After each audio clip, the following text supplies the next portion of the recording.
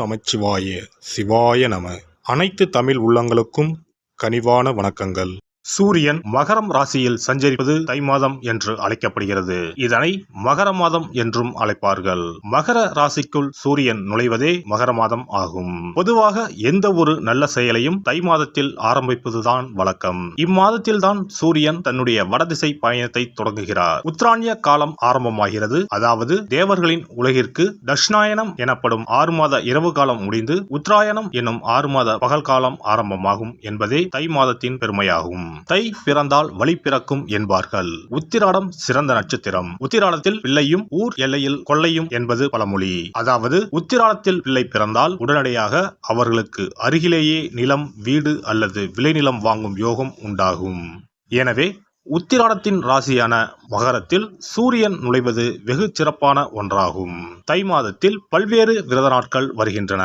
அவை தை வெள்ளி, தை அமாவாசை, தைப்பூசம், ரத சப்தமி, பீஷ்ம அஷ்டமி என பல்வேறு சிறப்பு வாய்ந்த நாட்கள் தை மாதத்தில் வருகின்றன. பல்வேறு சிறப்புகள் கொண்ட இந்த சீர்மிகு தை மாதத்தில் உங்கள் ராசிக்கான பலன்கள் என்ன என்பதனை அறிந்து கொள்வோம். தை மாத கிரக நிலைகளை பார்க்கும்போது சுக்கிர பகவான் விருச்சிகம், தனுசு, மகர ராசியில் பயணம் செய்கிறார். புதன் மற்றும் செவ்வாய் பகவான் தனுசு மற்றும் மகர ராசியில் சஞ்சாரம் செய்கின்றனர். சூரிய பகவான் மகர ராசியில் 29 நாட்கள் சஞ்சாரம் செய்கிறார். கும்ப ராசியில் சனி பகவானும், மேச ராசியில் குருவும், மீன ராசியில் ராகுவும், கன்னி ராசியில் கேது பகவானும் பயணம் செய்கின்றனர். சந்திர பகவான் சதயம் நட்சத்திரம் 4ஆம் பாதம் கும்ப ராசியில் இருப்பதன் மூலம் இந்த சீர்மிகு தை மாதம் ஆரம்பம் ஆகிறது. இந்த கிரக அமைப்பால் உங்கள் வாழ்வில் இப்படியும் நடக்குமா என வாயை பிளக்கும் அளவுக்கு நன்மைகள் நடைபெற உள்ளன. உங்களின் வளர்ச்சியை கண்டு நீங்கள் கடவுளாக பார்க்கும் உறவு ஒன்று உங்களுக்கு எதிரியாக வர வாய்ப்புண்டு. அது யாராக இருந்தாலும் எவராக இருந்தாலும் உங்களிடம் இருந்து சற்று தள்ளி இருப்பதே உத்தமம். விருச்சிக ராசி அன்பர்களே, சந்தோஷ திருப்பங்களை கொடுப்பதற்காகவே இந்த மாதம் வந்துள்ளது. நம்பிக்கை வளர இருக்கிறது. புதிய அதிர்ஷ்டங்களை சந்திக்க போக உள்ளீர்கள்.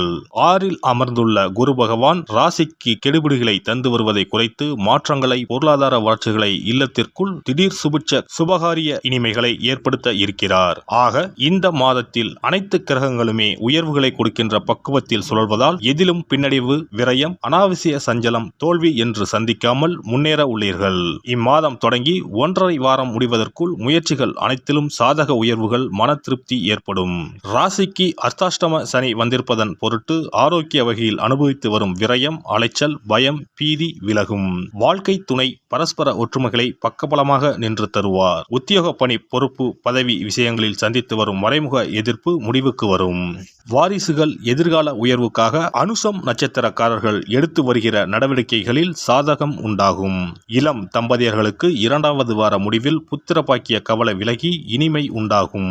தொழில் வியாபார பட்ஜெட் விஷயங்களுக்காக பெரிய முயற்சிகளில் இறங்கி உள்ளவர்களுக்கு உயர்வுகள் உண்டு. மாதம் தொடங்கி 8 தினம் முடிந்த பிறகு அனைவருக்கும் எதிர்பாராத பரிசு, பண வரவுகளும், பொன் பொருள் சேர்க்கைகளும், சொத்து பத்து ரீதியான சாதக முடிவுகளும் ஏற்பட போகும் மாதம் இந்த தை மாதம். இம்மாதம் சனி, வெள்ளி மற்றும் செவ்வாய் கிழமைகளில் உயர்வு சம்பவங்கள் நடந்தேறும். இம்மாதம் 1, 5, 6, 7, 12, 16, 19, 25, 29வது நாட்களில் புதிய சொத்து, மண், மனை வாங்குவதற்கான சாதகமும் எளிதாக அதிர்ஷ்டத்துடன் கைகூடும். பெண்களுக்கு பலதரப்பட்ட சிந்தனைகளினால் ஆசையும் சஞ்சலமும் ஏற்படும். கணவன் மனைவிக்கு இடையே விவாதங்கள் ஏற்பட்டாலும் ஒற்றுமை குறையாது. மற்றவர்களை சார்ந்து முடிவெடுக்காமல் தனிப்பட்ட முறையில் தீர விசாரித்து முடிவெடுக்கவும். புதிய துறை சார்ந்த தேடல் ஏற்படும். வயிறு தொடர்பான பிரச்சனைகள் குறையும். பெற்றோரிடம் அனுசரித்து நடந்து கொள்வதன் மூலம் வெளியில் மதிப்பு அதிகரிக்கும். மாணவர்களுக்கு உயர்நிலை கல்வியில் இருந்த குழப்பங்கள் குறையும். கணிதம் தொடர்பான துறைகளில் முன்னேற்றம் ஏற்படும். ஆராய்ச்சி தொடர்பான சிந்தனைகளால் அலைச்சலும் அனுபவமும் அதிகரிக்கும். பொழுதுபோக்கு தொடர்பான விஷயங்களை குறைத்துக் கொள்ளவும் சிறு சிறு உடற்பயிற்சிகள் செய்வது நல்லது. உத்தியோகஸ்தர்களுக்கு உத்தியோக பணிகளில் பொறுப்புகள் அதிகரிக்கும். உடன் இருப்பவர்களின் பணிகளை சேர்ந்து பார்க்க வேண்டிய சூழ்நிலைகள் ஏற்படும். திறமைகளை வெளிப்படுத்தி பலருடைய பாராட்டுகளை பெறுவீர்கள்.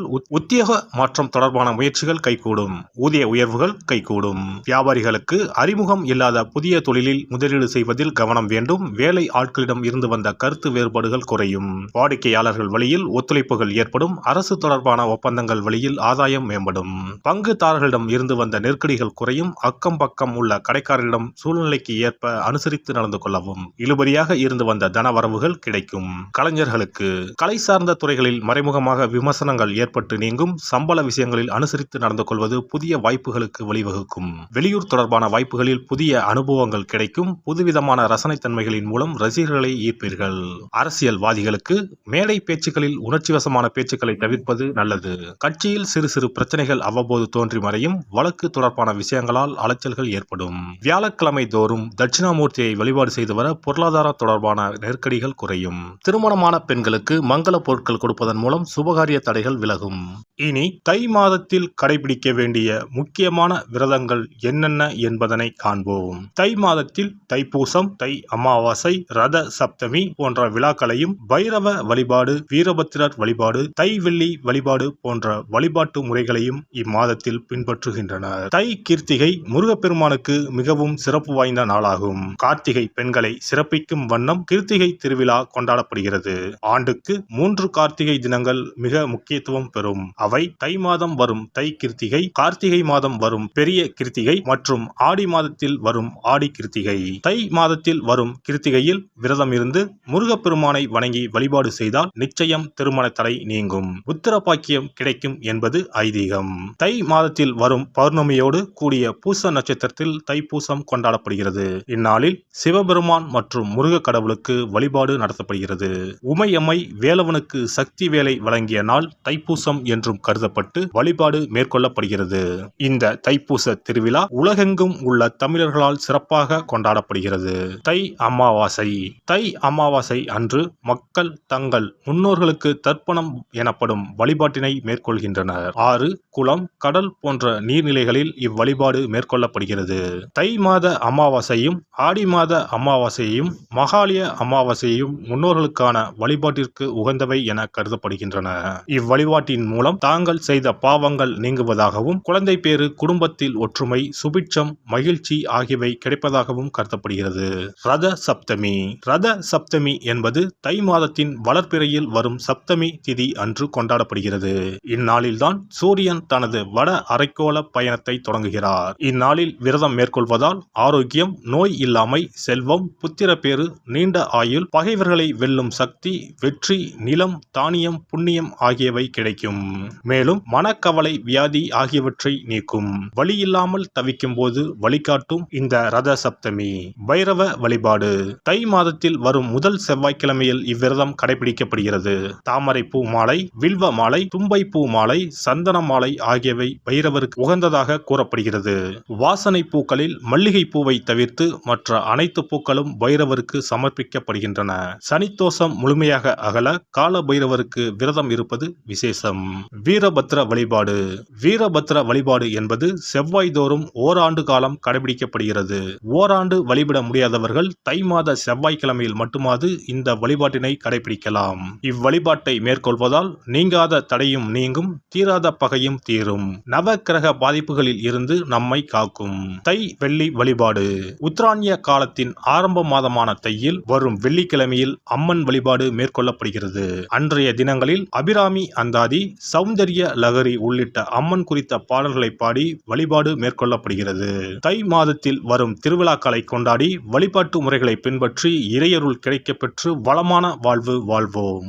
எல்லாம் வல்ல இறையருளால் நீங்களும் உங்கள் அன்பு குடும்பமும் உடல் நலம், நீலாயுள், நிறை செல்வம், உயர் புகழ், மெய்ஞானம் ஓங்கி வாழ்க வளமுடன்.